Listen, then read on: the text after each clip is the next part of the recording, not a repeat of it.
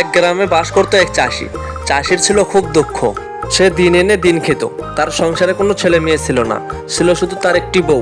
সে ভরাক্রান্ত মন নিয়ে কাজ থেকে বাড়িতে ফেরার পথে ভাবে আজকেও সে খালি হাতে বাড়িতে এসেছে। সে তার বউয়ের কাছে কি জবাব দিবে? কি গো, আজকেও তুমি খালি হাতে এসেছো? রাতে খাবে কি? তুমি চিন্তা করো না গিন্নি, ভগবান আছে তো, সে তো আমাদের দিকে একবার না একবার চোখ তুলে তাকাবেই।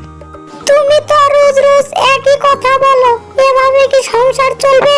গিন্নি, আমি তো আর চেষ্টা কম করি না। কেউ যদি কাজ না দেয় তাহলে আমি কি করব? তুমি দুঃখ করো না গিন্নি, পাশের জমিতে তো এবার চাষ করেছি, দেখি ফলন হয় কিনা। সবই ভগবানের ইচ্ছা, সে চাইলে সব পারে। গিন্নি, তুমি ঠিকই বলেছো। তাহলে তুমি থাকো, আমি একটু জমিটা দেখে আসি, জমির কি অবস্থা।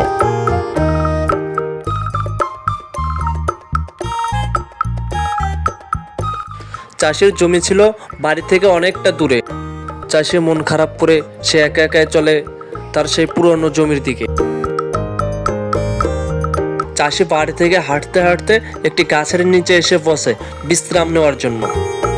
তারপর সে মনে মনে চিন্তা করে, ভগবান যদি তার দিকে দৃষ্টি তুলে তাকায় তাহলে তার কপালটা খুলবে। সে ভাবতে ভাবতে দেখে হঠাৎ গাছ থেকে একটি পেত্নী নামছে।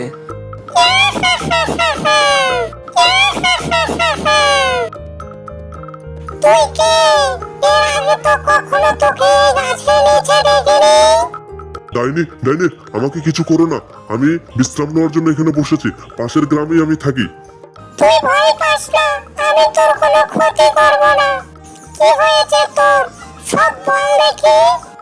আমার দুঃখের কথা আর কি বলবো, আমি রোজ আনি রোজ খাই। আমার একটা চাষের জমি আছে, সেটাতেও ফলন হয় না। বাড়িতে বউ না খেয়ে আছে, এভাবে কি জীবন চলে? চাষির কথা শুনে ডাইনির খুব মন খারাপ হয়। তারপর ডাইনি তাকে বলে, আমি তোকে একটা উপহার দিচ্ছি, এটা তুই বাড়িতে নিয়ে যা। এই কথা কারো কাছে বলতে পারবি না, এমনকি তোর বউয়ের কাছেও না। ডাইনির কথা শুনে চাষি চমকে ওঠে। ডাইনি তাকে একটা সোনার ডিম দেয় এবং তাকে বলে, এ কথা তুই কারো কাছে বলবি না। ডাইনি, ডাইনি, এই ডিম দিয়ে আমি কি করব? এই ডিমটা নিয়ে গিয়ে বাড়িতে রাখবি, কেউ যেন না দেখে। ভোরবেলা উঠে দেখবি দুইটা ডিম হয়ে গেছে। একটা ডিম বাজারে বিক্রি করে সংসার চালাবি, আর একটাও রেখে দিবি। দুটা ডিমই যদি বিক্রি করিস তাহলে তোর ক্ষতি হবে, মনে রাখিস।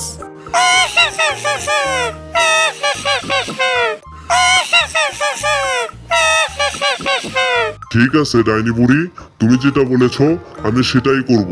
চাষির কথা শুনে ডাইনি আকাশে উড়ে গেল।